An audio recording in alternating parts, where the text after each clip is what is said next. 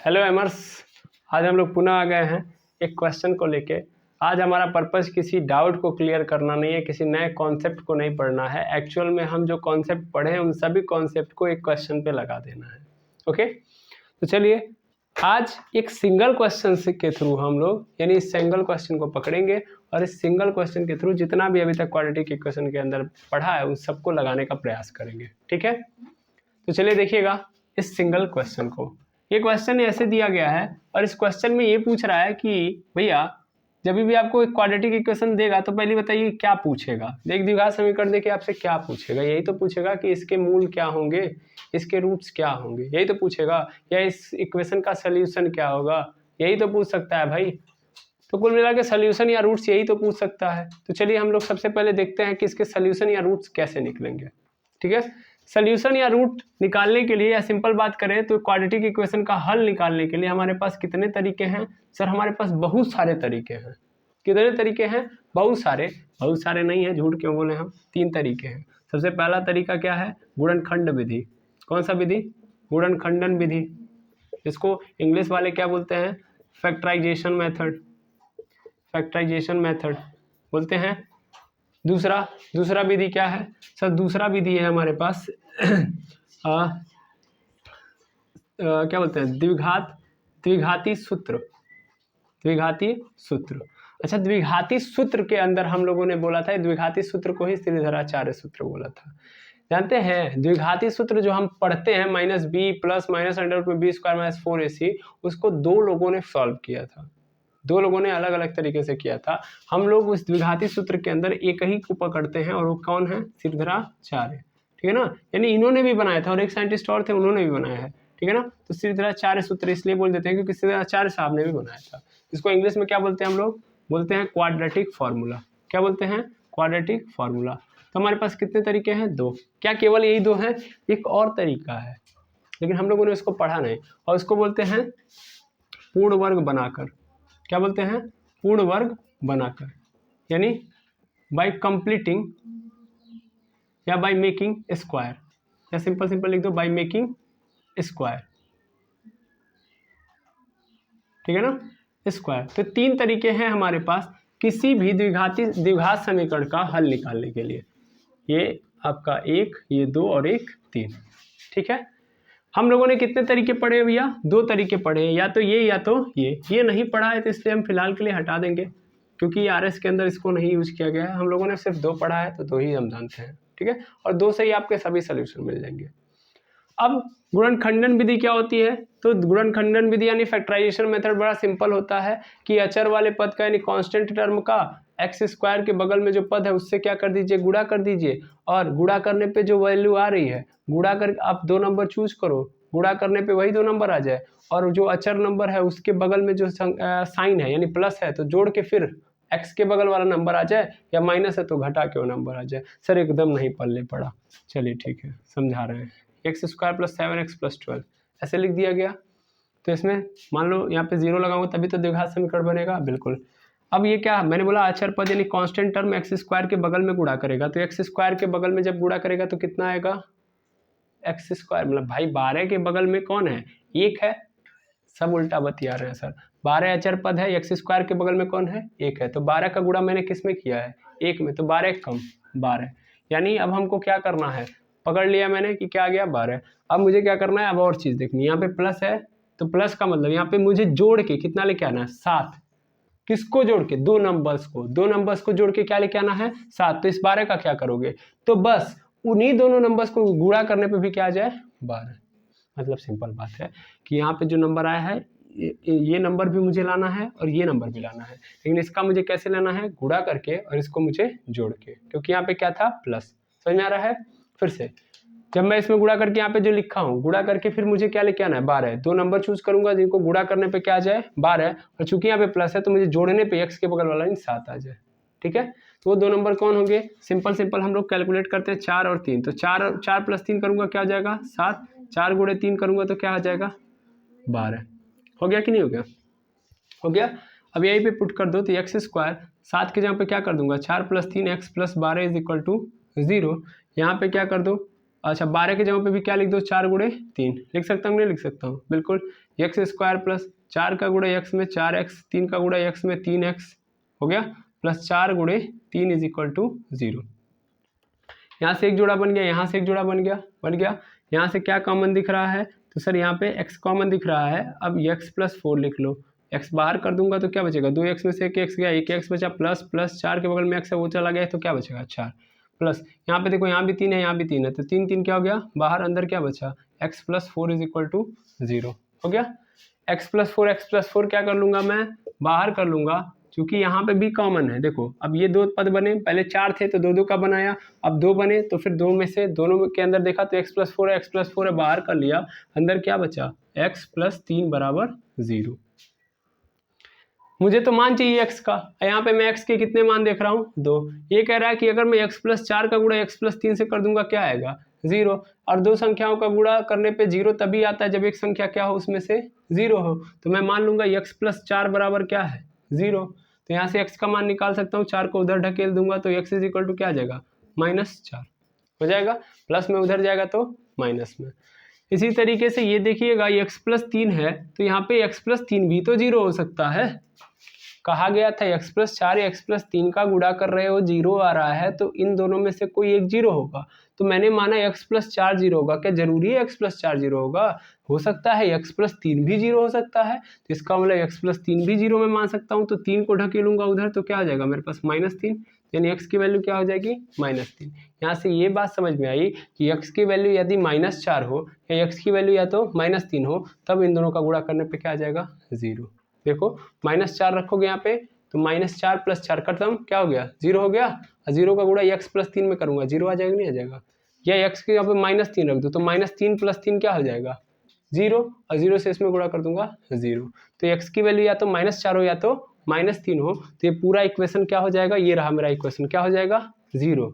और जो पूरे इक्वेशन को, जो द्विघात समीकरण को मेरे 0 बनाता है, वही मेरा क्या बन जाता है, वही मेरा मूल भी बन जाता है, यानी वही मेरा क्या कहलाता है, मूल भी कहलाता है। तो इसका मतलब ये जो -4 है वो मेरे इस द्विघात समीकरण का मूल भी है। इसको मैं क्या बोल सकता हूँ, अल्फा का मान बोल सकता हूँ। मैं मान लेता हूँ कि एक द्विघात समीकरण है तो इसके कितने मूल होंगे, 2 मूल होते हैं। तो एक मूल क्या मान लिया मैंने, अल्फा, और दूसरा मूल तब ये -3 है, और -3 ही मेरा तब क्या बन जाएगा, बीटा, है ना।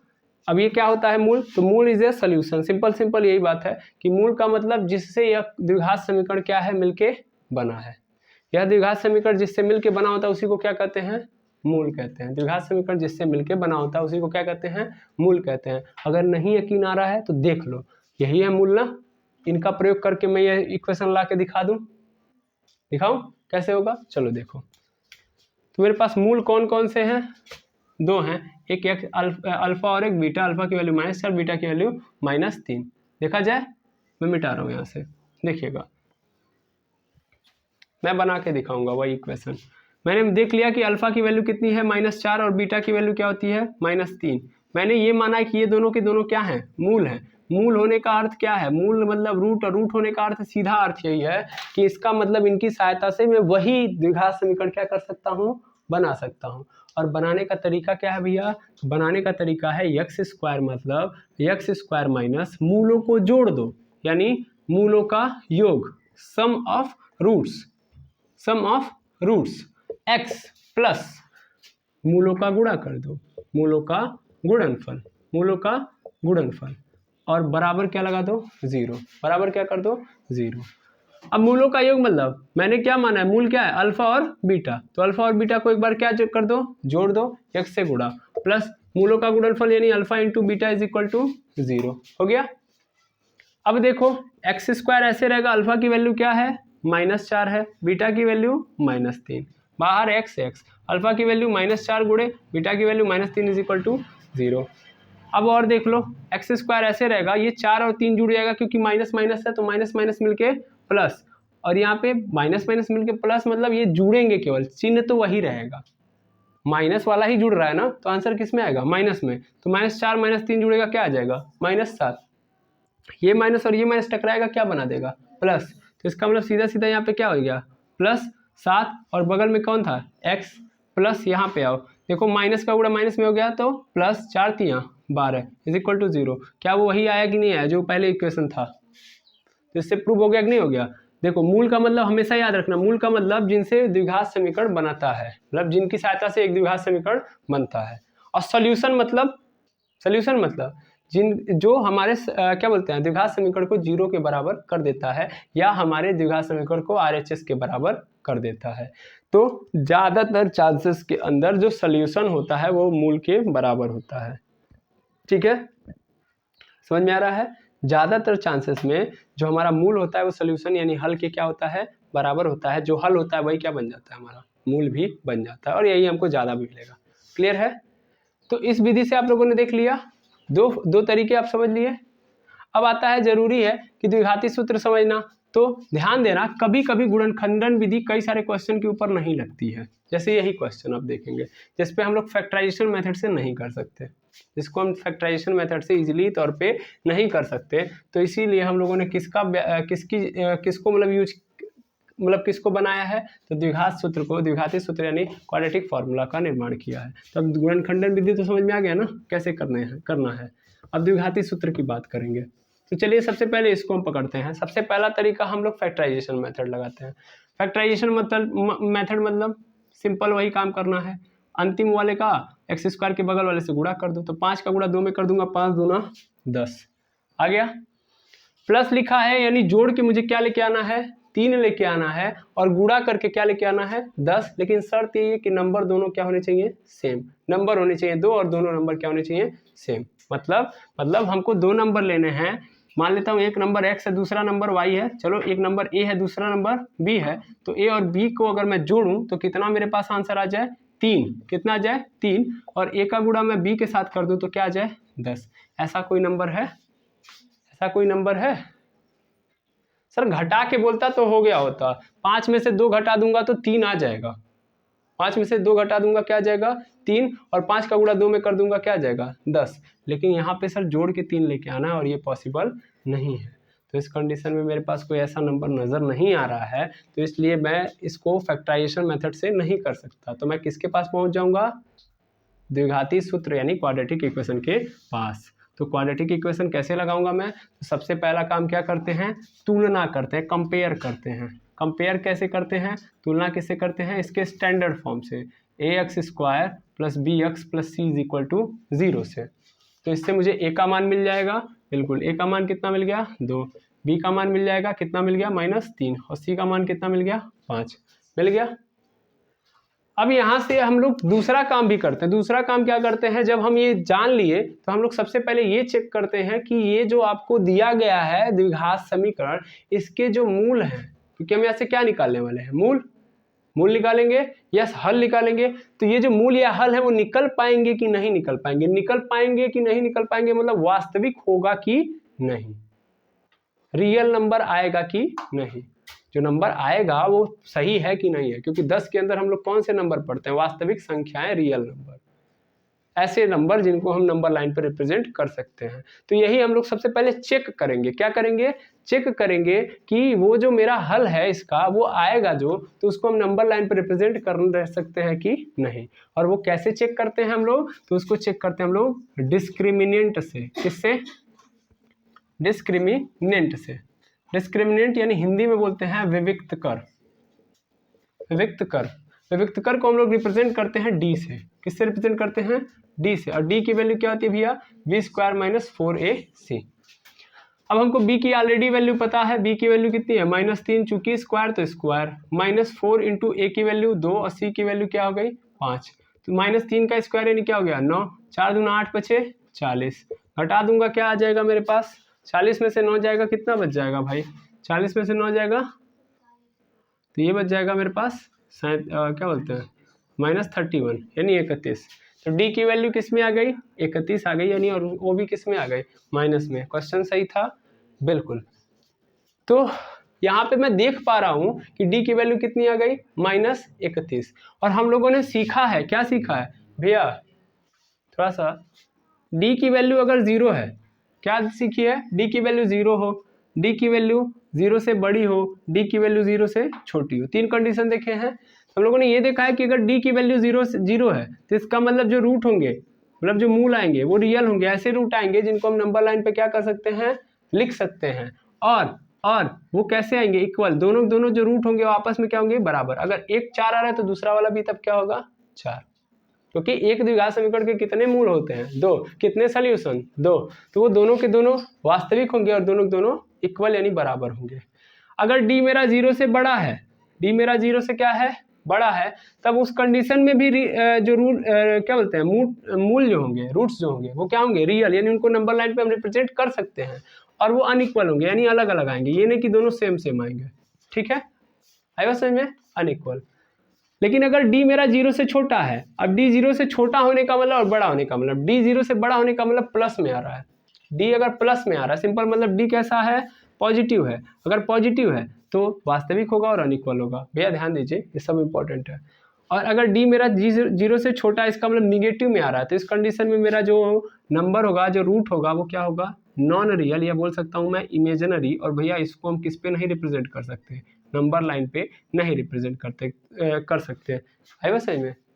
तो यहाँ से क्या नजर आ रहा है, ये जो डी आपका आंसर आया है वो किस में आया है, निगेटिव है कि नहीं है, निगेटिव होने का मतलब 0 से छोटा है, और छोटा है मतलब इसका जो रूट होगा वो क्या होगा, इमेजिनरी होगा।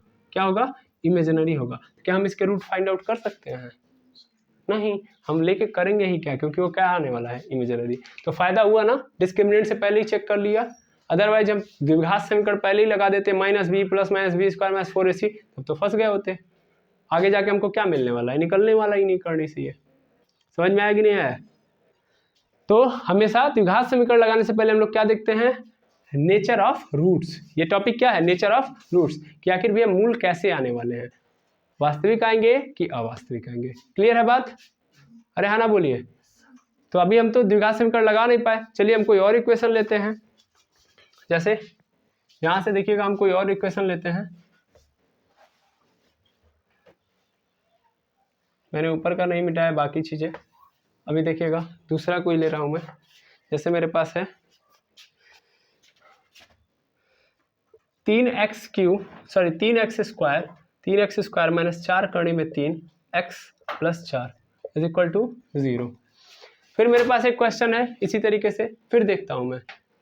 सबसे पहले मैं क्या करूंगा, फैक्टराइजेशन मेथड से करने का प्रयास करूंगा। 4 × 12 यानी क्या आ गया मेरे पास, 12। तो कह रहा है कि हमको गुणा करके कितना लेके आना है, 12। इन दो नंबर चूज करो जिनको गुणा करने पे क्या आ जाए, 12। लेकिन अभी रुको, प्लस करने पे फिर उन दोनों नंबर को क्या आना चाहिए, 4 कड़ी में 3 भी आना चाहिए। इन दो ऐसे नंबर लो जिनको गुणा करने पे क्या आ जाए, 12 आ जाए, और प्लस करने पे यानी जोड़ने पे क्या आ जाए, 4 कड़ी में 3 आ जाए। ठीक है, तो वो नंबर कौन होंगे ये देखना जरूरी है।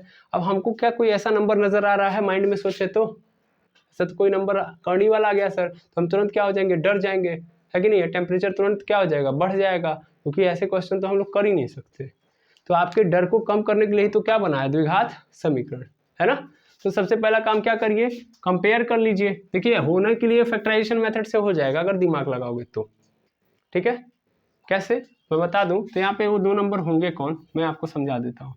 देखिए यहाँ पे वो दो नंबर होंगे 10 तरीके 9, 3 तरीके 9 हो जाएगा, 4 कड़ी में 3 और प्लस करके लेके आना ना, 4 × 12, 4 कड़ी में 3, 4 × 12, 4 कड़ी में 3 एक जोड़ेंगे तो 5 कड़ी में 3 हो जाएगा। चलिए नहीं आने वाला, झूठ में दिमाग क्यों खपाए। ABC का मान निकालते हैं हम लोग। A का वैल्यू क्या निकालेंगे, 3। नहीं आने वाला मतलब आएगा, लेकिन अब फिर दिमाग लगाना पड़ेगा। मेरा भी दिमाग में अभी फिलहाल में नहीं पहुंच रहा, तो हम नहीं यूज करेंगे। B की वैल्यू क्या लेंगे, -4 कड़ी में 3, और C की वैल्यू क्या ले लेंगे, 4। ठीक है, चलिए अब देखते हैं हम लोग D = b² - 4ac।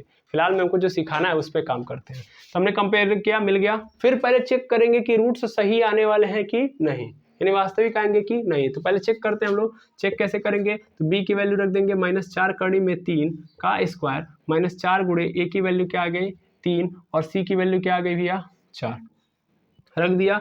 4 - 4 कड़ी में 3 का स्क्वायर यानी 4 का स्क्वायर गुणे कड़ी में 3 का स्क्वायर, यही तो होगा।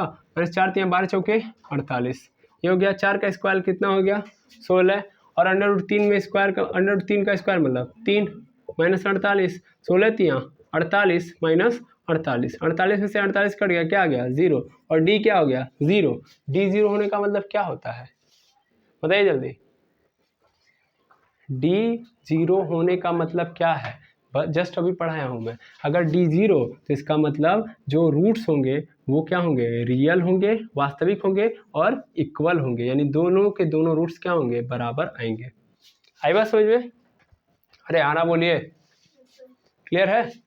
तो मिल गया। अब चलिए रूट्स निकाल सकते हैं। क्या रियल आ रहा है कि नहीं आ रहा है? रियल आ गया तो 100% हम क्या कर सकते हैं, हम निकाल सकते हैं। तो अब क्या लगाना है हमको, क्वाड्रेटिक फॉर्मूला। पता चल गया कि रूट्स मिलने वाले हैं, अब तुरंत दौड़ते हुए, नाचते हुए, क्या बोलते हैं, घूमते हुए पहुंच जाइए कहाँ पे, क्वाड्रेटिक फॉर्मूले के पास। तो क्वाड्रेटिक फॉर्मूला लगाइए, क्वाड्रेटिक फॉर्मूला।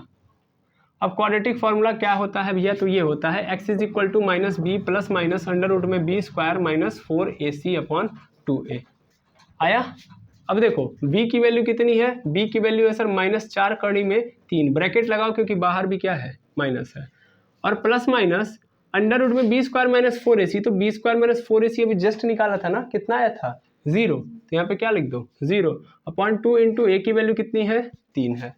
अभी और देखो तो माइनस माइनस क्या हो जाएगा, प्लस 4 कड़ी में 3 प्लस माइनस कड़ी में 0, मतलब खत्म कहानी, यानी यहाँ पे क्या आ गया भैया 0, और प्लस माइनस आगे 0 के आगे प्लस माइनस लगाओगे कोई मतलब है, कुछ नहीं मतलब है, यानी क्या आ गया मेरे पास, ये आ गया। और पूरे के नीचे 2 कड़ी में 2 तियाँ 6, यानी 2 तियाँ यहाँ पे क्या हो जाएगा 6, लेकिन मत रखो यहाँ पे काटो, तो यहाँ पे क्या हो जाएगा 2 दूना 4, क्या हो जाएगा यहाँ पे 2 दूना 4, तो यहाँ पे क्या आ गया 2 दूना 4 आ गया, यानी 2 कड़ी में 3/3 आ गया। ये क्या मुझे मिल गया सर, ये x का मान है, किसका मान है, x का मान, यानी ये x का मेरा क्या आ गया मान, ये है x का मान, x इज इक्वल टू 2√3/3।